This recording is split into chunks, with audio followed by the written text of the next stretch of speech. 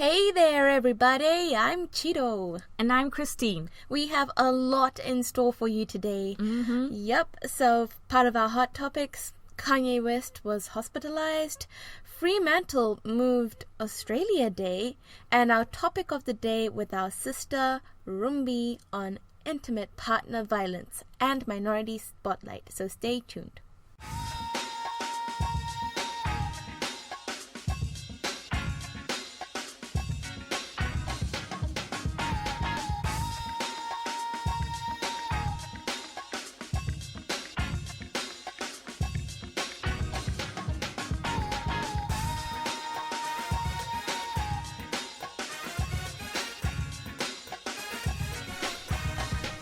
So, Christine, in the shocking news that happened a week or so ago, Kanye West was hospitalized. Yeah, he was hospitalized on November 21st after reportedly acting erratic while at the home of his personal trainer.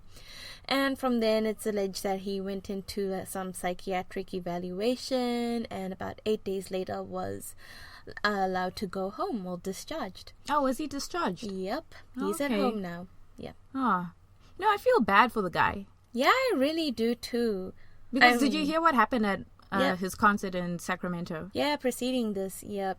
Yeah, so basically what happened was he did like 2 songs or something, and then he went on a rant about Beyonce, saying something about, she wasn't going to perform at the VMAs if she didn't win a music video of the year, and Jay-Z should call him. Yeah. Is this also the concert where he was talking about voting for Trump? I think so. Oh, jeez. Yeah. So, yeah, it's a lot. Yeah. And then he then went on to cancel the rest of his 21 city tour. And I think that was a good call, though, because, no one wants to disappoint fans. I don't know if that was his decision to cancel the rest of the tour, or if it was management who were just like, no, you can't do this. But some people seem to think it might have been exhaustion, following Kim's robbery, and maybe perhaps like post-traumatic stress disorder. Yeah. But I definitely think so.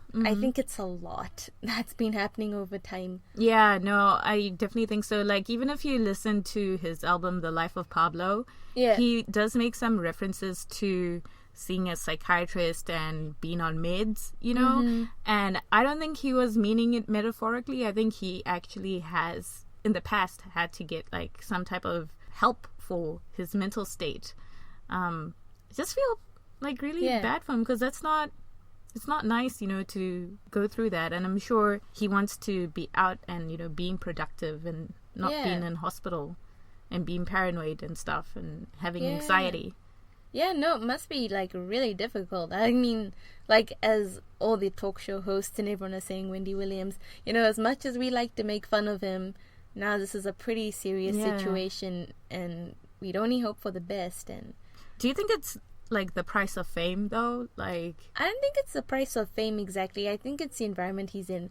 I'm kind of like, bit suspicious of like being in the Kardashian environment. Look what happened at Lamar. Look at what happened to Lamar. He loves Kim, though. He loves but Kim. That's fine. But I'm saying all the pressure, reality show, and I think it's just a lot once you enter that world. That's just my thought. I'm not saying that's the cause. I think it's just built up over time. And then you finally have that thing that pushes you over the edge. Yeah, I think the robbery pushed him over the edge. I don't think it was so much the and preceding that as well. He's not really on the reality show like all that much. Yeah, but just being surrounded by cameras. Yeah, Kardashian fame and all that. It's a lot, though. It's a lot for... It's probably different to what he was experiencing before, and now he's entering the fashion world, and I think he's just stressed. Like, I think he was on Ellen, and he was talking about how he has so many ideas that he wants to put out into the world and create stuff, and he doesn't have the money to do that. We all remember him asking Mark Zuckerberg for money on Twitter. So, I don't know, I think it's that, it's family, and I think he's just having personal issues, like, with friends and people he can trust, because some of his songs on The Life of Pablo allude to him not knowing who his real friends are. And so, we wish him a speedy recovery. Yep. So he can get back to making the music. Yeah, we hope he gets well. Yeah, the music is still good though, so that's you don't know anything about it. See, we have to do something about this. I hear gym music that's pretty loud, so I've heard a couple of the songs. All right, what do you say, girl? Okay, on to something that's a little bit more positive. Okay, so Fremantle, this is a city in Western Australia, will be celebrating Australia Day on the 28th of January instead of the 26th. Now, to some of our international listeners, this might not sound like a big deal, but I'll give you a little bit of context so that you understand why the 26th is a bit of a sensitive date. So, according to australiaday.org, the 26th of January is the anniversary of the arrival of the first fleet of 11 convict ships from Great Britain and the raising of the Union Jack at Sydney Cove by its commander, Captain Arthur Phillip, in 1788. So it's basically our version of Columbus Day. And we all know what happened after the Brits arrived in Australia. They pretty much slaughtered a lot of Indigenous Australians and the enslavement of Indigenous Australians. So the 26th of January is not a fun day for a lot of Indigenous Australians. So, Chido, what do you think about this? Do you think this is good, bad? Yeah, I mean, people have been protesting on the 26th for quite a while now, so I think it's time we actually make changes instead of just ignoring people's voices, especially the traditional owners of the land. Yes. So, But quite surprisingly, there are some people who are in opposition to Fremantle moving the date. And, since we are living in a Donald Trump world, I want to listen. We don't want Australia to end up in a situation like America. No, so we kind of are, though. So, I really did make an effort to listen to the other side and see what they were saying. So I went onto Twitter, and these were just a couple of the tweets that I found of people who are in opposition. So Danny Greenhall says, "My God, hasn't the Fremantle electorate voted in some total turkeys now? Changing Australia Day. If people don't like it, move to Iran." Okay. Whoa. And then another guy, Warnie Mate, says, "Australia Day is January 26th because this nation was created on January 26th, 1788. If we get rid of Australia Day, we get rid of Australia." Okay, then. Okay, so like the last tweet, the guy was like, "Oh, Australia was created on on Australia Day, 26th of January, 1788. Australia already existed. I know, because I was just like, okay, fine, we can just take away its Australia name, give it back its original names, because it was many countries before. Yeah, and it's just like, okay, if you want to take that argument of like, well, Australia, that's when it was founded or whatever, like actually Australia became independent from the British on the 1st of January, 1901. So, if anything, I don't know, it should just be a different date, is what we're saying. Cultural sensitivity, people. Okay, so well done to Fremantle. Yeah. All right, I think that's about it for That's What's Up. We're going to take a quick break, and we'll be back with our topic of the day.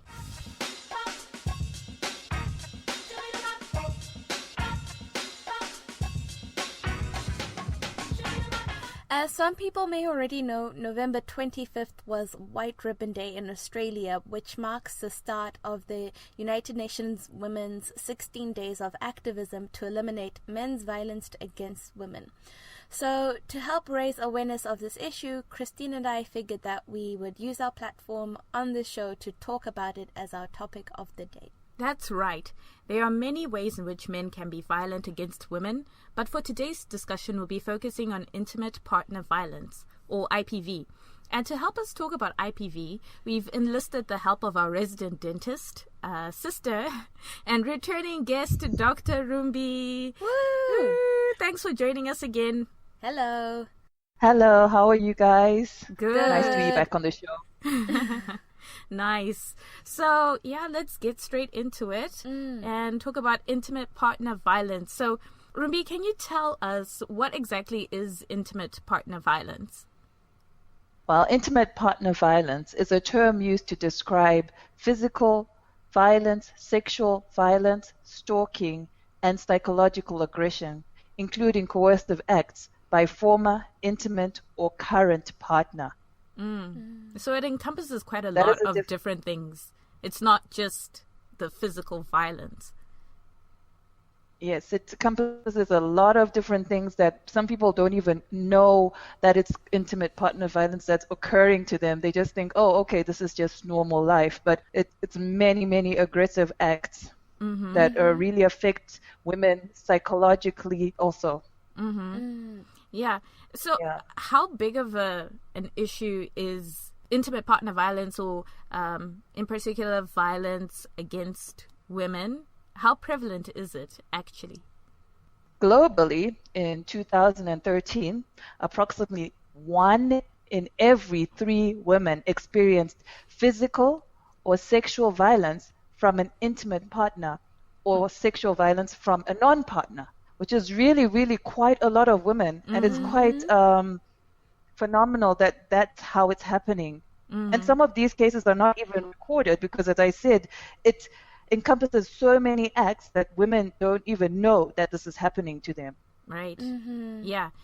And the thing about intimate partner violence, you know, it affects everyone. I think there's sort of like a perception that it's just something that poorer people are affected by. But, you know, if we recall what happened to Rihanna and Chris Brown, that was intimate partner violence, you know, and also not so long ago, Ray Rice. He's an NFL football player, and there was video footage of him beating his wife or fiance in an elevator. So it's really quite disturbing, you know, because it can be anyone, really. I mean, like, Yes. Like, for me, the other disturbing thing is how closed it is from society. Well, how it's done behind closed doors, to speak. And it's like, if we're walking around the city and we're thinking every third person you see, hypothetically, third woman you see might have suffered from IPV, it's kind of like mind-blowing. It's a lot. You just don't know, because people can put on a brave face, go to work, go to social events, but then you just never know what's going on at home or in other living environments, like as a uni student, college dorms, and it can be quite a dangerous place for young women, especially getting started and living in a new environment alone. And and I think it's also quite difficult to, as a woman, to report on it, you know, in this case where it is an intimate partner, you know. So I will just give my take from my personal experience, which is, you know, it's nowhere as near like bad as what some women go through on a daily basis. But you two might recall that I dated a certain fellow who, after we broke up, he wasn't too happy with the breakup, and then when I saw him out, he decided that he wanted to throw a drink on me. So I consider that intimate partner violence, you know. And the thing is, like, it's embarrassing to talk about it because I feel like for me at that time when it happened to me, I didn't want to have people judge my judgment of a character, you know, because it's like, this is someone I dated, you know. So it's like, how can you pick someone like that to date? You know what I mean? So I think a lot of people try to keep it on the down low because they're embarrassed. And it's hard, you know. It makes it harder to treat the problem. Yeah. And Rumbi, would you know, like, where guilt plays a role in it, as in perhaps a woman who's experiencing violence might feel guilty reporting? Yeah, a lot of people feel guilty about reporting partner violence because it's like, well, sometimes we normalize it. We just see it on TV. Oh, it's normal for people to be hitting each other. And so really, we don't even find it abnormal when someone says, oh, okay, yeah, I've been beaten up. It's like, oh, okay, we'll just, you know, it's normal for me. I deserved it for what I did. Yeah. But there is no excuse for anyone lifting their hand to you or threatening you in any form of way. Yeah, no, that's a really good point on, I think what you're getting at is like, culturally, is this type of behavior acceptable? What is the cultural context? And I think as Zimbabweans or Black Zimbabweans, there was a time, maybe now it's changing, but there was a time where it was sort of like pretty acceptable for husbands to beat on their wives. It was almost seen like, you know, the woman is just part of property and you can do whatever you want to the woman. All right, so we've just been talking about the violent acts that men might commit, but Christine, you linked us to a video that spoke about the psyche of the abusers. Could you comment on that? Yeah, so in this video, which we'll link in the show notes, they were interviewing two men who were abusive towards their partners. And one of them was talking about how when he was growing up, the way he saw men in his household is what defined a man was that you are in control at all times, especially when you're not at home. So he was saying that you need to instill a level of fear in the people who live in your household so that you always have control. Yeah. And I think the other guy was talking about how he had not learned how to express his emotions growing up as a boy, because I think boys a lot of times are told, you know, boys don't cry and it's a sign of weakness to express your emotions. So he said that he never learned alternative ways to express his emotions. So Rumbi, what do you think about how boys are raised and the impact that that might have on gender-based violence? Well, a lot of men have been brought up in context where they, as you have said, that they don't have a way of expressing themselves. There are these masculinities put upon them by society or where they grow up. Living in that sort of context makes them sometimes maybe a bit explosive inside. They have no places where they can go and talk about what they need to do. And for men are just like, yeah, suck it in. That's what it's like. Suck it in. But I think that men need a place where they can talk about even about childhood abuse, because it affects how they are going to relate to their spouse, how they've been treated by their female figureheads, let's say their mothers. They need to be able to talk about these things and not be afraid to be open, because it affects how they will relate to their next partner, female partner. Everything that happens, most things that happen in childhood also affect how they will relate to women later on. And so I really think that there needs to be a real platform where men can come as open and be open and not be afraid to speak their minds and to let out all those frustrations that they are feeling, even if it's financial or emotional, whatever it is, they should really have that ability to do that. Chido, thoughts? Yeah, well, you know, I guess my question will be, how are we going to make sure that we get men support that they need? Because in one way we are looking, which we really need to do to support the women, but if we really want to stop it, we also need to find ways to support men and change the mindset that society currently has. Yeah, it's a really tough problem to treat. But also, like, one thing that I think is really important in helping to solve this issue, or at least to help women get out of situations, is having programs that will economically empower women. Because sometimes women stay because they don't have the financial means. Like, there might be some financial abuse going on where the woman is solely dependent on the man for her livelihood. So I think it's really important that women are empowered to have ways to earn money independently of their partners. One of my friends who is married now, she's been married for a couple of years. I remember asking her for like advice, relationship advice. I don't really know why, because I haven't been in a relationship in a long time, but anyway, I was asking her if she has any advice, and she was like, you know what, my mother always used to tell me, always have enough money to get home, no matter what circumstance. And she's like, even if like your partner doesn't know about it, just have a little secret money. Stash, just in case of emergency, so you can get out of a bad situation. And I'm not advocating for secrets in partnerships, but I think it's important. No, isn't that how the model, I think maybe for our generation more has changed, that like your family or whoever would prefer you as a girl to get your degree, work a bit, then settle down, as opposed to what it used to be before, which is just settle down, have your kids, and work it out from there. Yeah. Now we want women to be, financially independent as well. Because, now these dudes are out here lazy because they're like, brat, like, I need dual income so that we can have a lit life, Lit life. Yeah, I think that's partly the islands every weekend. I think that's partly it as well.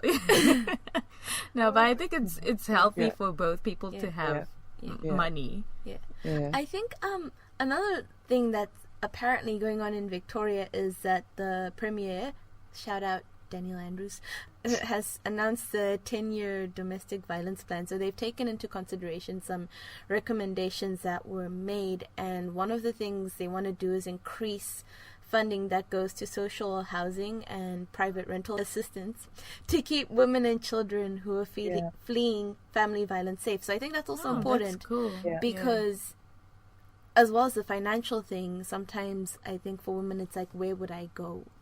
Yeah, so I think that's very true, especially here in Africa, where many women actually don't even know where to go when these things are going. And they also have fear, like this person is their sole provider. What will they do afterwards? Some of them have dropped out of school and they have children and they're pregnant and they just don't even know where to even start. And it's really tough for us to say, oh, okay, go there, do that. It's not easy to come out of a very violent relationship where there's no economic or social backing afterwards. Right. Yeah, and sometimes women are afraid that they'll be killed if they leave their relationship because it's the abuser's release, beating on the wife or abusing the wife, that's their way of releasing whatever they have inside of them. So a lot of times it comes with threats of, I'll end your life if you leave. I wish I had that stat that spoke about how many women died due to intimate partner violence. It was pretty high. It was disgusting. Yeah. Really sad. Yeah. Rumbi, do you have any final thoughts? My final thoughts are like, I believe that before anyone enters a relationship, they must really try to look at themselves, look where they come from, and be able to see if they have any kind of character issues that make them become an abuser or a victim of abuse, and try to work on them, because it's not really, we cannot always say, oh, it's the man's fault or it's the woman's fault. We have to look inside ourselves as people and be able to see what makes us go into those relationships. I've seen women going from one abusive relationship to another and to another. I've seen men abusing women and saying, okay, that relationship is over, I'm going to another, and still continuing the same pattern. We need to take time as individuals to look at ourselves also and say, okay, what is this issue? And how, if you've been in a family where this violence has been happening to you or to people around you, also see if that has affected the way you're dealing in, or how you're in your relationships. And that's what I would like to say. It's like also an individual assessment before you go into a relationship. Love is great, but try to look into yourself and see, are you ready to meet that other person in a relationship? Yeah. Chido, do you have any final thoughts? Yeah, just the UN Women have put out their 16 days of activism. If you're following on Facebook, you'll see every day they've got figures and facts about what's been going on, particularly with HIV infections in young girls and women. And how now I feel like the UN's shifting from let's stop meeting targets. Okay, yes, let's keep meeting targets, but really let's look at sustainable options to better people's lives. Whether it's violence, health, anything. Yeah, and I guess for me, I'll just say finally, if you are listening in Australia and you're looking for resources, if you are in an abusive relationship, whether you're male or female, or if you know someone who's in an abusive relationship, you can call 1-800-RESPECT to get some help with your situation. Cool. All right, up next we are going to have Minority Spotlight. Thank you so much, Rumbi. Thanks. Thank you, guys. Thank you. Bye.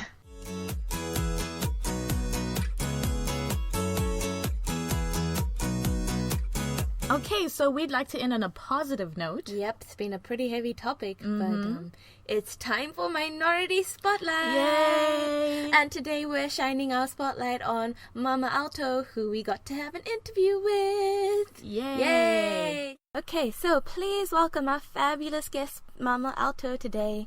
Woo!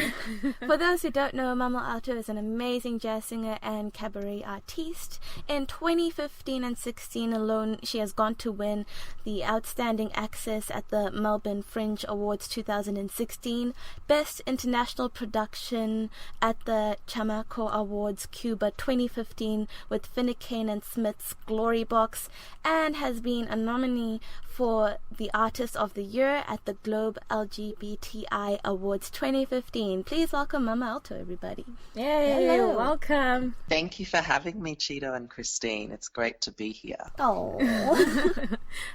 So to kick off the interview, just wanted to find out from you what inspires you both musically as an artist and also in life. Oh, it's such a tough question.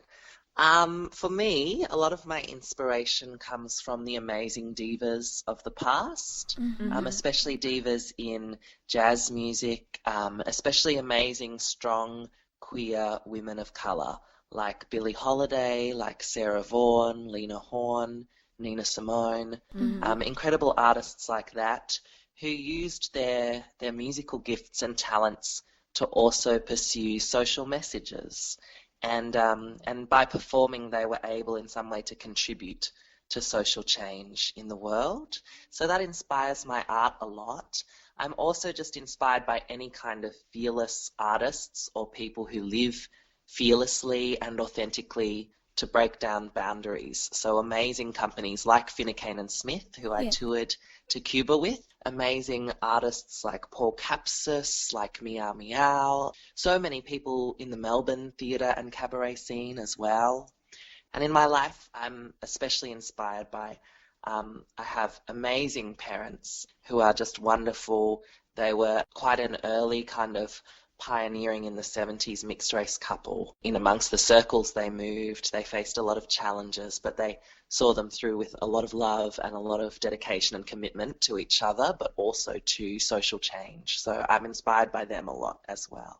Oh, that's fantastic. Yeah. And then, I try to seek inspiration not just from others who do the same art form and genre as me, who are singers and jazz and cabaret artists, but also in the visual arts, in literature, in history, in all kinds of places. Things that when you see them or when you experience them, it kind of lights a fire in you where you can recognize the humanity in each other. Yeah. That's the kind of thing that excites me. Yeah. It's amazing how art can really do that. It's not just something that is like, oh, pretty to look at, but sometimes, art can really evoke a lot of emotions and convey a lot of strong messages. Yeah.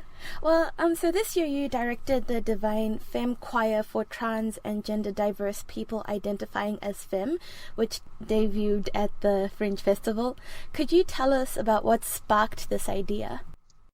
Definitely. So I have a great deal of friends who are, as well as myself being a gender diverse, gender queer person of colour, I have a lot of friends who are trans and gender diverse people who love to sing and who love to sing in groups and who love to make music together and make performance together.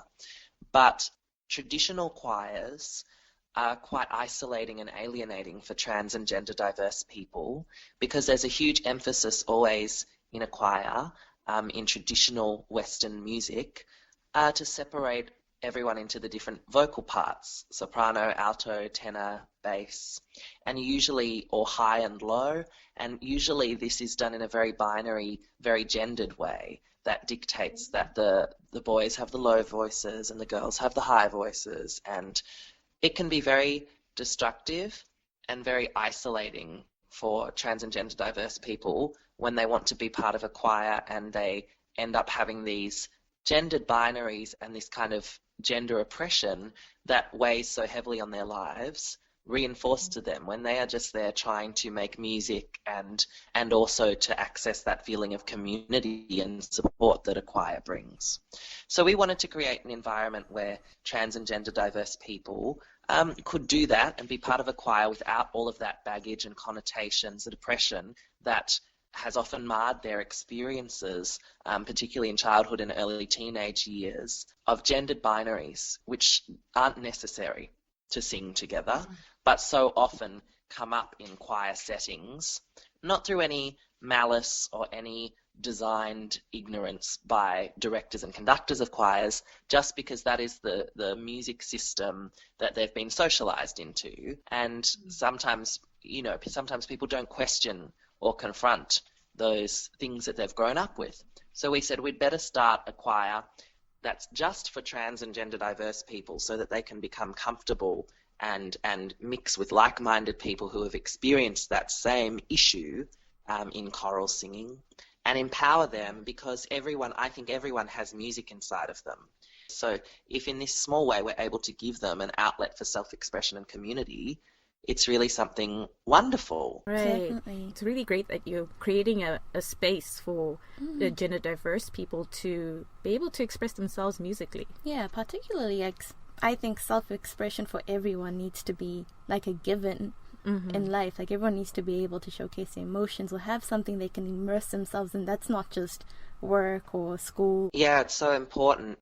So you've been talking a little bit about some of the challenges in choral singing that gender diverse people might face, but I was wondering if you think there's been any significant progress made in mainstream media to be more LGBTQIA inclusive? I think there's been significant progress, yes, but I also think that it is definitely a double-edged sword situation, and it's a bit of a two steps forward, one step back.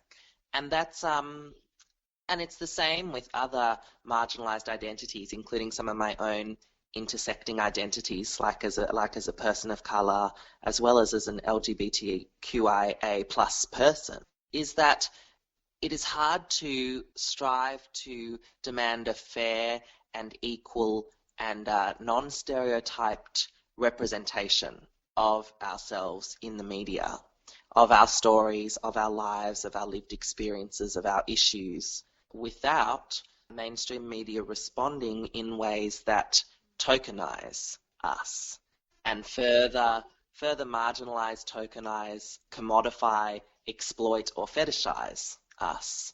And so it's very difficult because it's this double-edged sword where through the media in various forms, whether it's news, entertainment, television, movies, music, sports, it can be a great opportunity to reach people who might have always considered us to be different from them and to be less than human, or to be less deserving of certain rights or certain respects. It's a great way to reach them and show them that at the core of it is a shared humanity. At the same time, if it's handled incorrectly by the power groups within the media, the people who are able to produce and distribute and fund the media and entertainment, it can do the opposite and in fact further stereotype and tokenize marginalized groups and use us for purposes of entertainment and exploitation. So it's a very difficult double-edged sword because you have, for example, in LGBTQIA plus kind of circles, you've had the huge emergence as a media personality and as a go-to spokesperson for trans issues of Caitlyn Jenner. But then you've also seen how that can be exploited in mainstream media. For example, her story was very much exploited to serve at one time a Republican cause. And by displaying links between the Republican Party and Caitlyn Jenner in the media, they were able to say, oh, look, we have our token trans person, therefore the Republicans are a queer-friendly, inclusive group. When, if you look at their policies, the opposite. That may or may not actually be the case. So that's what I'm talking about, it being this double-edged sword. So it's people have to try and very carefully negotiate this, and we also have to stake our claim to be content creators and controllers of our own stories rather than just handing them over to other people. So it's a very necessary thing to be included in the mainstream media, but it's also a thing that needs a careful negotiation, careful considered ideas of representation shy away from exploitation. So you've mentioned about how you have intersecting identities. So what do you think queer people of colour in particular still have to overcome in order to have their voices heard? You know, it's very difficult because all identities happen at intersections. For queer people of colour, like myself, it's interesting because you're in a sense marginalised from the mainstream twice over, but also you can see yourself marginalised within those communities. So even though you're a person of colour, you're a queer person of colour, and that might see you facing different challenges and different receptions from within that community as well as outside that community. And you're a queer person, an LGBTQIA plus person, but as a person of colour within that community, you might be excluded or discriminated against or fetishised or misunderstood in certain ways.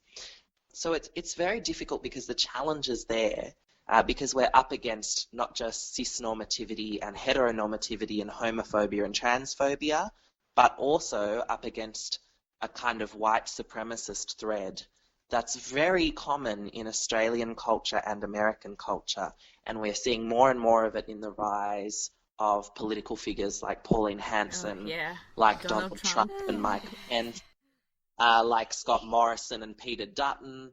But what is alarming is that we can see these threads of white supremacy and white nationalism on both sides of the two-party politics systems in America and Australia. And that's one of the most alarming things. So we're existing at this time where we are beginning to fully realise and talk about and empower our intersections at the very same time where it is becoming more and more dangerous to be at those intersections. And that's the big challenge for queer people of colour. How do you negotiate your identity at the intersection in regards to belonging to or being excluded by multiple marginalised communities?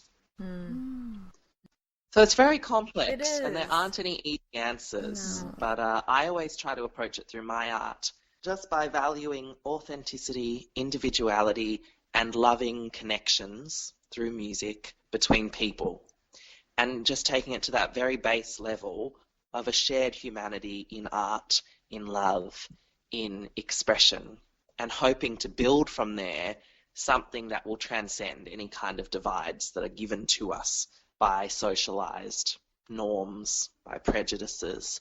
And in that way, you can slowly start to generate change.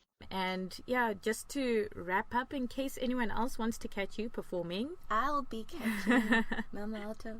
Where can people find out information on your upcoming performances? The best ways to stay in touch with everything that Mama Alto is doing, I have a website at mamaalto.com, MAMAALTO.com, or through the Mama Alto Facebook page, which is just facebook.com/Mama Alto. For people who are interested in the Divine Femme Choir, whether that's that they're interested to see the choir perform, or whether they're interested to join the choir, or whether they're interested to help us begin our new choir for transmasc and transmasculine people, you can find their Facebook page through the Mama Alto website and Facebook page. And that's the best way to find out things about us. Well, great. I think that was such an insightful interview. Thank you so much for joining us. Thank you so much for having me. It was really great to hear from you and hear that you would like to have me on the podcast. I was like, oh, that's so exciting. Thank you. We were excited. Yeah, we were like, whoa. She said yes. Well, that concludes this installment of Minority Spotlight.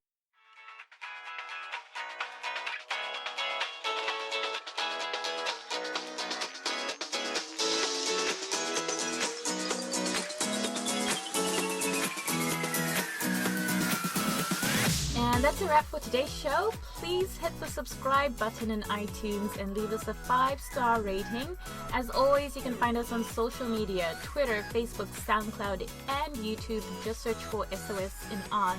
Thanks for listening, and until next time, bye!